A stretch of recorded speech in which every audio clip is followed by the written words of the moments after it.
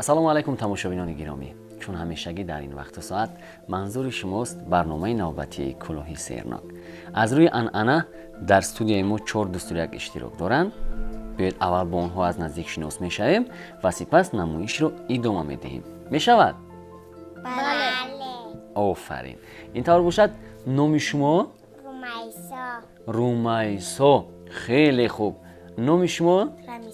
رمیسا. احسن. نام شما؟ یوسف. آفرین. نام شما؟ عبدالرحمن. خیلی خوب. نام من؟ دلاور.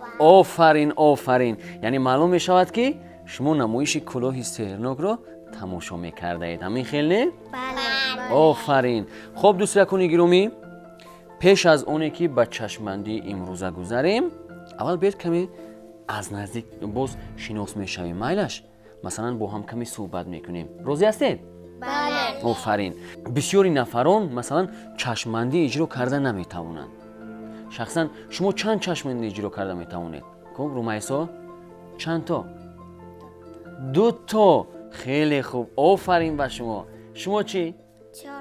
4 تا. احسن. خیلی زیاده ها؟ آفرین. شما چی؟ 3 تا. آفرین. شما چی؟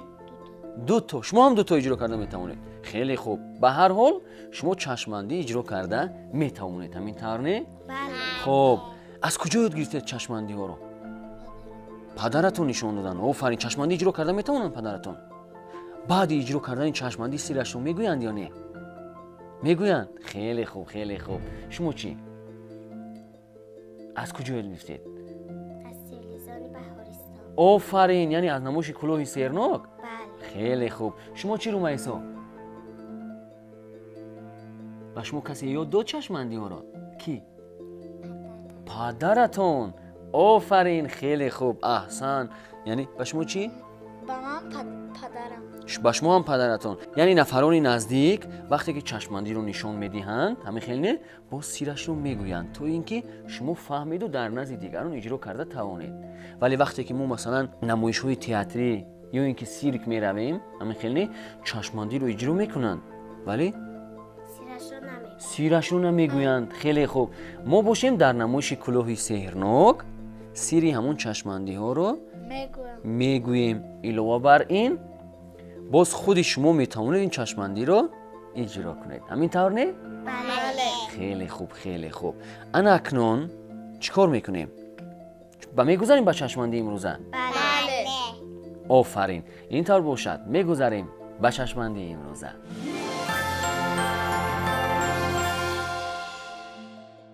دوستان گرامی، در چشمبندی امروزه به ما یک دانه قلم فما و فیت لازم می شود. حساب میکنیم که چند تا. مایلش کنی؟ 1 2 تا 3 تا. انیق 3 تا. کنی باز یک بار دیگر. 1 تا 2 تا 3 تا. 3 تا فیت لازم می شود. همین خیلی؟ بعدا چی کار میکنیم؟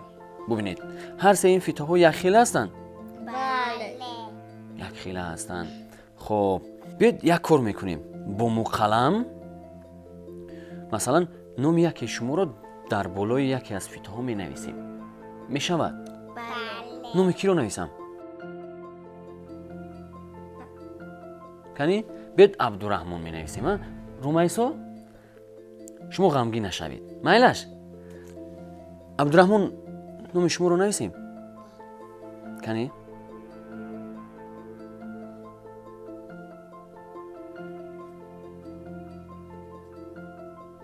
عبدالرحمن.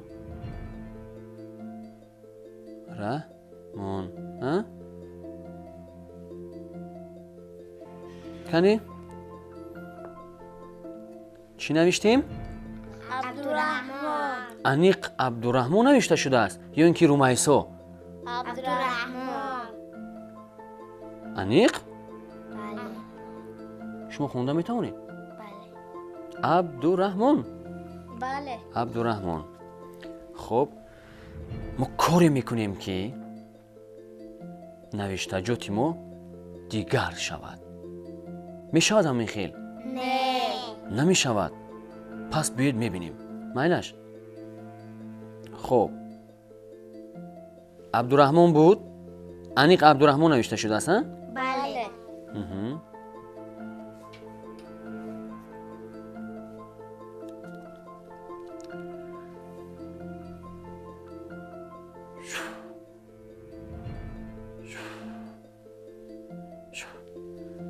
اکنون میبینیم که چی شد. یکمش رو گرفتیم. بله. نوشته شده است یا نه؟ نه.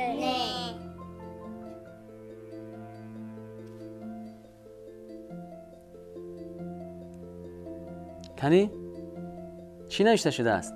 رومیسا. در اول چی نوشتیم؟ عبدالرحمن. عبدالرحمن یعنی اسم شما رو ما نوشته بودیم. اما در اینجا چی هست؟ رومیسا. رومیسا. این خیل شد. رومیسا شما خوشحال شدید؟ ها؟ خرسند شدید؟ آفرین آفرین. دیدید؟ نوشتجاتی ما دیگر شد. همین خیل نه؟ میشود همین خیل؟ نه. من شد کو؟ اول ما عبدالرحمن نوشتیم بعدا رومیسا شد. ها؟ آفرین. میخواید سری این چشماندی رو به شما گویم؟ بله. نفهمیدم. بله. آفرین. این طور باشد. میگذاریم به سیر و اسراری. انا همین چشماندی.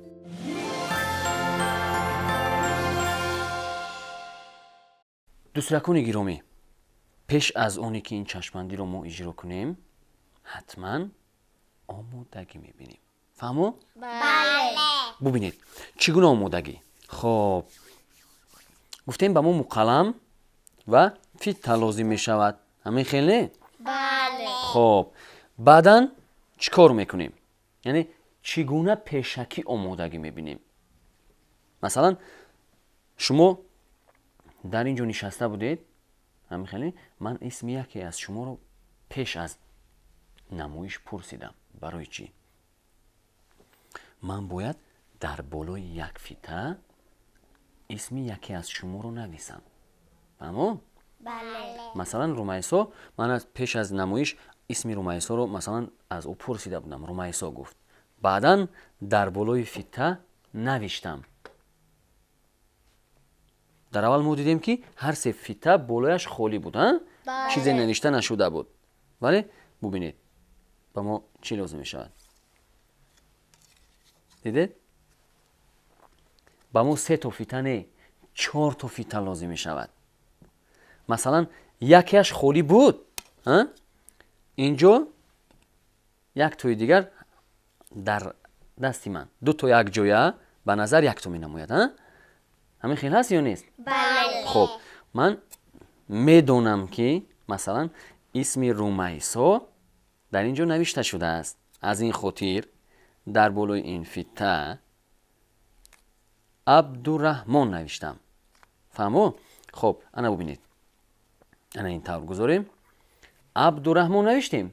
بله. با شما نشون دادم که در حقیقت عبدالرحمن نوشته شده است. بله. خب انا اکنون عبدالرحمن که نوشتیم چیکار میکنیم؟ چگونه این رو پنهان میکنیم؟ ببینید یکم فیته بالایش خالی رو از بالای این فیته ها میگذاریم. گذاشتیم اینش رو از زیر فیته ها. فهمو؟ برای این باید ما پنهان کنیم. یعنی چگونه؟ وقتی که این رو از زیرش گذاشتیم از بالا گرفتن. ببینید یکم دوم اینش رومیسا. اما نوشتجات عبدالرحمن پنهان می شود. دیدید؟ بله. خب ما می توانیم عبدالرحمن رو همینطور پنهان کنیم. ببینید خب اینش رو گرفتیم. اینش رو گرفتیم. مثلا این من عبدالرحمن. رومیسا پنهان شد. فهمیدید؟ بله. آسان بوده است یا مشکل؟ آسان. آسان. کنی کی میخواهد که این چشماندی رو اجرا کند؟ من. همه میخواهند. بله. بیایید پس از عبدالرحمن آغاز میکنیم. بعداً با نوبت میشود. خب بله. عبدالرحمن نوشتجات رومیسا در اینجا پنهان شده است. فهمو؟ کنی چگونه میداریم؟ نه یک دقیقه عبدالرحمن سروسی من نمیشه این. فهمو؟ این رو خوب می‌داریم. انا این رو در اینجا عبدالرحمن نوشتیم گویا ها نوشتیم. خب بعدا این رو چگونه پنهان میکنیم گفتیم؟ انا میخویم از زیر فیته اینش رو از بالا. آفرین عملش سحرگری رو اجرا میکنیم. شو آفرین. یک نشان میدهیم نیست، دویم نشان میدهیم رومیسا. دیدید نوشتجات عبدالرحمن عوض شد یا نه؟ بله. آفرین احسن به شما. عبدالرحمن از اجرای این چشمبندی به خوبی برآمد. اکنون نوبتی کی؟ یوسف میخواهید اجرا کنید؟ آفرین. اکنون شما چیکار میکنیم؟ عبدالرحمن رو پنهان میکنیم نوشتجاتش رو. گویا رومیسا نوشتیم ها؟ رومیسا نوشتیم. خب بعدا چیکار میکنیم گفتیم؟ کنین فیته رو گرفته در پای اون میگذاریم این فیتش رو از زیرش. زیرش. آفرین. بعدا همین عمل سحرگری برای چی لازم است؟ برای که بیننده باید حس کند که در همین جا ما سحر کردیم. فهمو؟ اگر همین طور گذاریم و همین طور اجرا کنیم میبینید که چی گپی هست. وقتی که عمل سحرگری رو اجرا میکنیم خیال میکنیم که در حقیقت ما سحر اجرا کردیم. مایلش؟ آفرین. مرحمت. یکم رو بابای نوشته نشد. اول رومیسا بود بعد عبدالرحمن شد. آفرین. یوسف هم از اجرای این چشمندی به خوبی برآمد. اکنون نوبتی که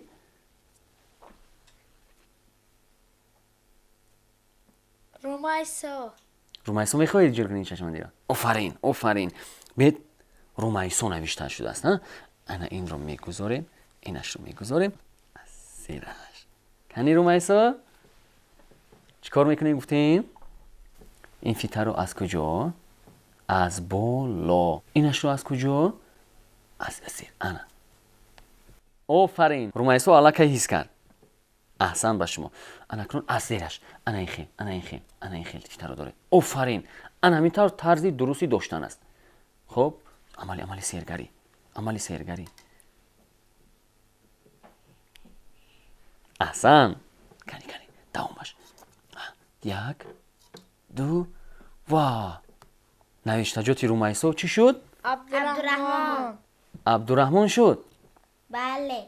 آفرین. دیدید نوشتجات رومیسا عبدالرحمن شد. آفرین رومیسا. احسن. رومیسا هم از اجرای این چشمندی به خوبی برآمد. همین خیلی نه. نوبتی شما. بینندگان باید پی نبرند که در اینجا 4 فیته است.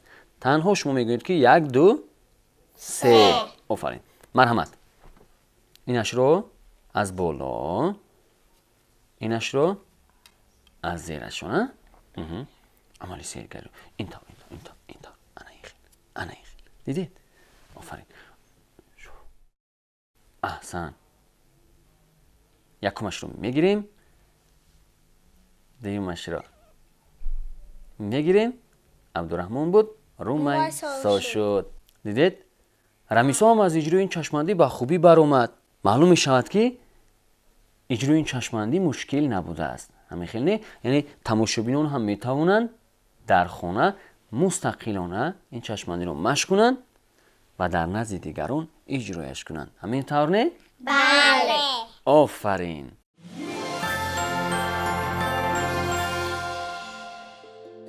بینندگان گرامی اینجا نمایش نوبتی کلاه سحرناک به انجام میرسد. اگر میخواهید در نمایش نوبتی ما اشتراک ورزید پس میتوانید با رقم‌های مذکور یا اینکه سراغ ما تلویزیون بهارستان کوچه شیر 31 مراجعه کنید. خیر تا نمایش‌های آینده. خب دوستان گرامی اکنون میخواهید زود در خانه‌هایتان پیدا شوید؟ بله. این طور باشد آماده میشویم.